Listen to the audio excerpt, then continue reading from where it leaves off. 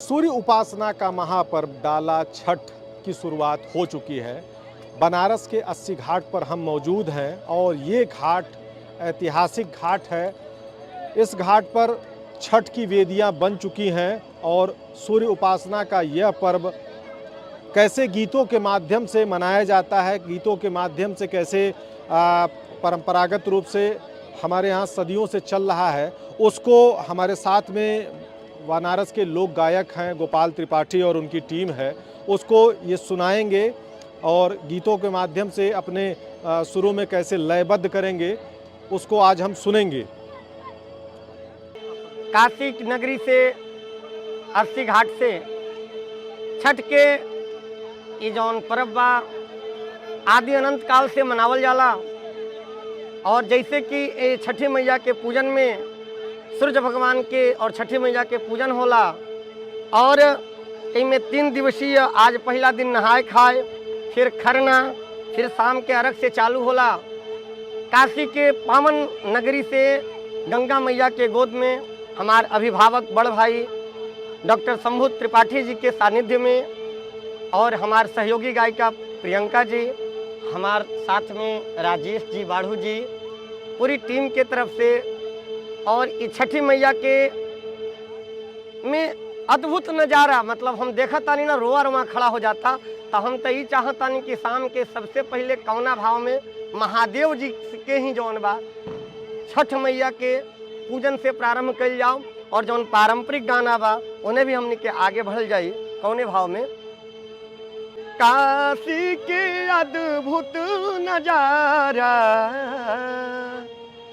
अरे काशी के अद्भुत नजारा, ई बनारस के घाट, ई बनारस के घाट, काशी के अद्भुत नजारा, ई बनारस के घाट, ई बनारस के घाट। जैसे कि आप लोग जानता नहीं कि पियरी पहन के ही छठ के पूजन कल जाला। कौने भाव में?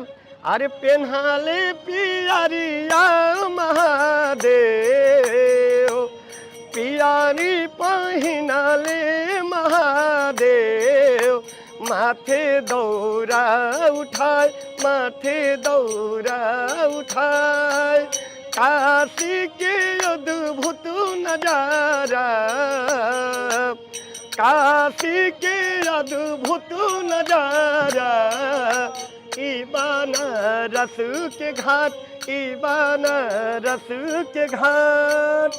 और जैसे कि आप लोगन के बताई भैया कि एमे जौन विशेषता होला कि पहला दिन नहाए खाए के साथ जौन बा सबसे पहला दिन मैया के न्योता दिहल जाला।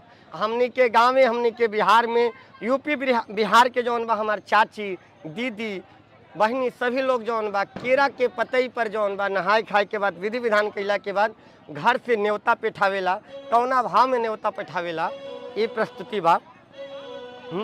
अरे केरवा के पतावा पे नेवता पेठावनी, नेवता करी ना स्वीकार जी। हाँ, केरवा के पतावा पे नेवता पेठावनी, नेवता करी ना स्वीकार जी। आलिना यार घा मोरा आदित्य गोसैया, बरती के सुन ली पुकार जी। हाँ, केरवा के पतावा पे नेवता पेठावनी, नेवता करी ना स्वीकार जिया। लिहिना यार घा मोरा आदित्य गोसैया, मरती के सुन ले पुकार जी। कौरे भाव में? अरे दे हम रघ दूनो बेरा आदित हम सझिया फजरे, दे हम रघ दूनो बेरा आदित हम सझिया फजरे, दूसरे अर्घ दे के मांग में आशीष हम गंगा जी के तीरे, दिन के सहैया रउआ रोग के हरैया जी, दिन के सहैया रउआ रोग के हरैया जी, रउए से जग उजियार जी। हाँ केरवा के पतवा पे नेवता पे ठवनी, नेवता करी ना स्वीकार जी। हाँ केरवा के पतवा पे नेवता पे ठवनी, नेवता करी ना स्वीकार जी। और हमार सहयोगी साथी कलाकारा प्रियंका जी बाड़ी, हमने के छठ होगरा में कभी मंच में हमने के डुइट गाना गाए ले जा, तो प्रियंका जी के भी साथ ये जौन हमने के गाना गावे नहीं जा जब भी मौका होला, तो वो गाना के भी शिव और पार्वती जी के हम लोग प्रस्तुति दे दिया जाओ।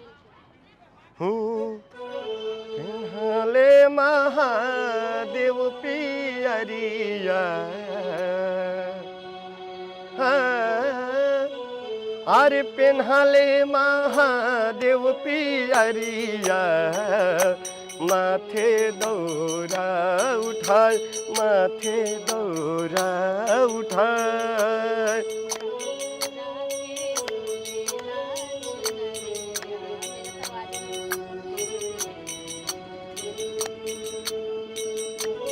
हरे पेन्हले महादेव पियरिया, पेन्हले महादेव पियरिया, माथे दौरा उठाए, माथे दौरा उठाए। दौरा के शोभेला चुनरिया,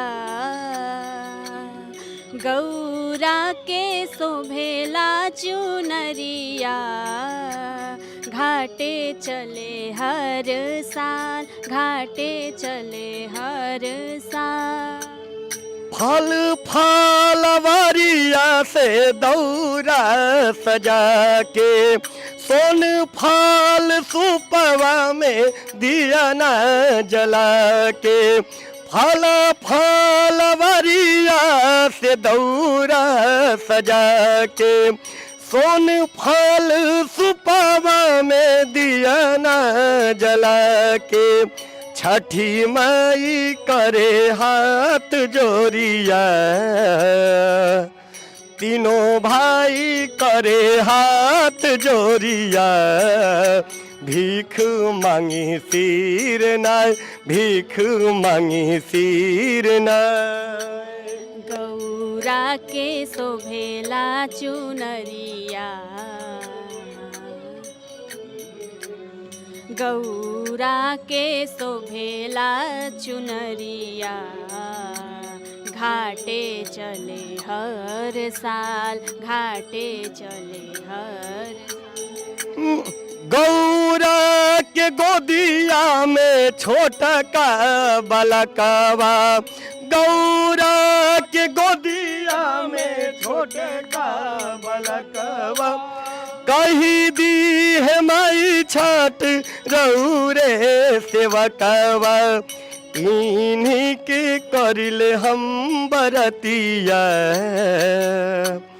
इन्हीं के करिले हम बरतिया, जानी दिहा बिसराय, जानी दिहा बिसराय। गौरा के शोभेला पियरिया, गौरा के शोभेला पियरिया, घाटे चले हर साल, घाटे चले हर साल। छठी मैया रउआ से कहिए के बतिया, छठी मैया रउआ से कहिए के बतिया, तीनों भाई के जगमग जगैहा किस्मतिया, तीनों भाई के जगमग जगैहा किस्मतिया, ऐसे ही दिहा हर साल, माई के मोरा जियरा जुड़ा, घाटे दौरा पहुँचाए, घाटे दौरा पहुँचाए। गौरा के शोभेला चुनरिया,